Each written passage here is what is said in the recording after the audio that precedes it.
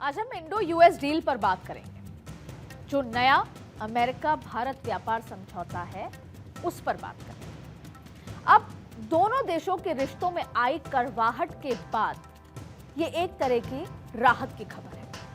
अब पिछले कुछ महीनों में शुल्क बढ़ाने, आरोप प्रत्यारोप और कूटनीतिक तनाव से संबंध ठंडे पड़ गए थे। अब ये समझौता जो कि यूएस इंडो ट्रेड डील हुआ है, ये समझौता माहौल को शांत तो करता है, लेकिन पूरी तरह से अभी भरोसा वापस नहीं लेता और इसके एक नई शुरुआत के तौर पे हमें जरूर देखना चाहिए।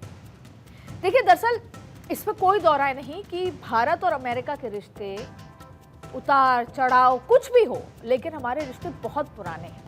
हमारे कूटनीतिक संबंध बहुत अच्छे रहे हैं और जहां तक ट्रेड की बात है, भारत और अमेरिका का ट्रेड हमेशा सरप्लस रहा है। इसलिए भारत के लिए अमेरिका का कोई विकल्प नहीं है और अमेरिका के लिए भी भारत का कोई विकल्प नहीं है। ये बात अलग है कि बदलते चेहरों के साथ, बदलते लीडरशिप के साथ कई बार तनाव बढ़ता है तो कई बार तनाव घट जाता है।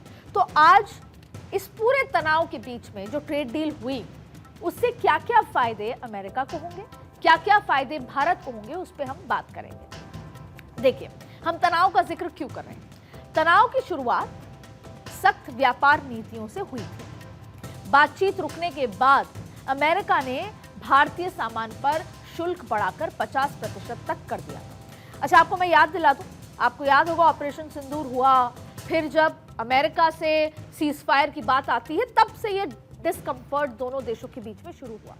भारत की पॉलिसी है कि वो चुप रहता है, वो पहले ऑब्जर्व करता है। तो भारत ने कोई प्रतिक्रिया ना देते हुए भी अमेरिका के किसी भी इस तरह के जो उन्होंने कहा था कि मेरी वजह से रुका है ये वॉर और तमाम बातें, उसको एक्सेप्ट नहीं किया था, स्वीकार नहीं किया। तो अब जब 50% तक टैरिफ लगा दिया था, जिसमें 25% इसलिए लगाया कि हम रशिया से तेल खरीद रहे हैं और 25% हम रेसिप्रोकल टैरिफ, जो कि उन्होंने दुनिया भर में लगाया। और इसके साथ ही पाकिस्तान और कश्मीर को लेकर अमेरिकी बयानों ने भारत की चिंता भी बढ़ा दी थी। अब भारत को यह लगा कि अमेरिका फिर से भारत पाकिस्तान को एक साथ जोड़कर देख रहा है या कहीं ना कहीं बराबर लाकर खड़ा कर रहा है, जिसे नई दिल्ली ने स्वीकार नहीं किया और हम आज भी स्वीकार नहीं करते और कभी नहीं करेंगे। देखिए, अब आज जिस बात पे हम चर्चा कर रहे हैं, पॉलिटिक्स के इतर पॉलिटिकल कॉरिडोर में आज हम भारत अमेरिकी ट्रेड डील को डिकोड करेंगे। और ये ट्रेड डील में इतना कंफ्यूजन इसलिए है क्योंकि डिकोड करने की जरूरत इसलिए पड़ती है, इसका जवाब है राजनीति। विपक्ष ऐसी बातें कर रहा है जो ये ट्रेड डील में बड़े सवाल खड़े करती है और एक कंफ्यूजन है, क्लैरिटी नहीं आई है कि भारत को इससे क्या फायदा होगा, अमेरिका को इससे क्या फायदा होगा और ये डील हमने की है तो इससे आगे आने वाले दिनों में दोनों देशों के रिश्ते कैसे होंगे। देखिए, सत्ता पक्ष को घेरने के लिए विपक्ष बहुत सारे आरोप लगा रहा है। अब वो आरोप सच्चे हैं झूठे हैं, वो हम इस शो में आगे बात करेंगे। विपक्ष का काम है जाहिर तौर पे पॉलिटिक्स करना तो है ही, साथ में सत्ता में काबिज लोगों पर सवाल उठाना है और इसमें कोई बुराई भी नहीं है। लेकिन सवाल ये है कि क्या ये आरोप वाकई इतने वजनदार हैं जो कि 140 करोड़ लोगों के अंदर एक शंका पैदा करें। क्या वाकई अमेरिका से डील में देश हित के लिए समझौता हुआ है या नहीं हुआ है। तो इन तमाम सवालों के जवाब जानना आपके लिए बेहद जरूरी है और इसीलिए इन सवालों के जवाब लेकर मैं हाजिर हूं आपके सामने, अदिति नागर। दरअसल पॉलिटिक्स यानी राजनीति पूछ रही है कि पहले अमेरिका 3% टैरिफ लगाता था, अब 18% लगाएगा, तो ये कितना फायदेमंद है। तो ये डील फायदे की है या नहीं है, जाहिर तौर पे बड़ा सवाल है। सच ये है कि ट्रंप ने भारत पर 50% टैरिफ लगाया था, जो घटकर 18% कर दिया गया। अब राजनीति पूछती है कि भारत ने 500 अरब डॉलर के अमेरिकी सामान के आयात के लिए दरवाजे क्यों खोल दिए हैं। अब सच ये है कि बाध्यकारी नहीं है, ये इट इज नॉट कंपल्सरी, ये ऑप्शन है कि आप खरीदें, ट्रेड को बढ़ाएं, बल्कि जैसे अगर बहुत आम भाषा में कहें तो ये भारत के ऊपर छोड़ दिया गया है कि वो इतना सामान आयात करता है या नहीं करता, ये उसकी चॉइस है। अब देखिए, राजनीति आरोप लगाती है कि हमने अपने एग्रीकल्चर सेक्टर को कमजोर कर दिया, एग्रीकल्चर के दरवाजे खोल दिए हैं। हकीकत यह है कि देश में पैदा होने वाला ज्यादातर कृषि और डेयरी उत्पाद इस डील से बाहर रखे गए। हाँ, इसका एक सच पहलू यह भी है कि कुछ खोल दिए गए हैं, लेकिन आप देखिए कि रोज कुछ ना कुछ बदलाव है। अब आप देखिए कृषि मामले में आपने हाल ही में देखा कि पल्सेस को बाहर कर दिया गया। तो ऐसे बहुत सारी चीजें हैं जो आने वाले दिनों में भी बदलाव होंगे। यानी ये एक एंड डील नहीं है कि बस हो गया, इसमें धीरे धीरे और सुधार और बदलाव अभी देखने को मिलेंगे।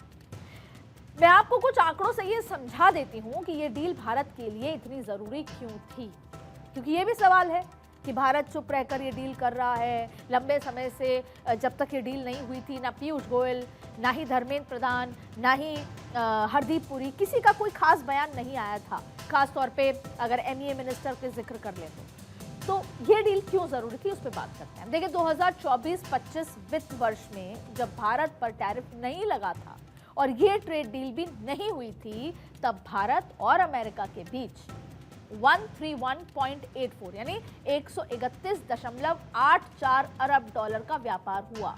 ये आंकड़ों को आप ध्यान से सुनिएगा। भारत ने अमेरिका को 86.51 अरब डॉलर का सामान बेचा और अमेरिका से 45.33 अरब डॉलर का सामान खरीदा। अब इसका यह मतलब है कुल मिलाकर भारत ने 41.2 अरब डॉलर 41.2 अरब डॉलर का सामान ज्यादा निर्यात किया। अब इसका अर्थ क्या है और आम भाषा में समझाते हैं। इसका अर्थ यह है कि 2024-25 वित्त वर्ष में अमेरिका के साथ भारत का ट्रेड सरप्लस 41.2 अरब डॉलर रहा था। और अब इस ट्रेड डील के बाद क्या होगा, जो अब तक का सबसे बड़ा ट्रेड सरप्लस है। लेकिन असली कहानी यहां से आगे शुरू होती है। अब मैं आपको एसबीआई ने कुछ दावे दिए हैं, कुछ आंकड़े दिए हैं, उससे इस ट्रेड डील को और बेहतर तरीके से आपको समझाते हैं। एसबीआई ने दावा किया है कि जो नई इंडो यूएस ट्रेड डील के बाद भारत का ट्रेड सरप्लस दुगने से भी ज्यादा हो जाएगा।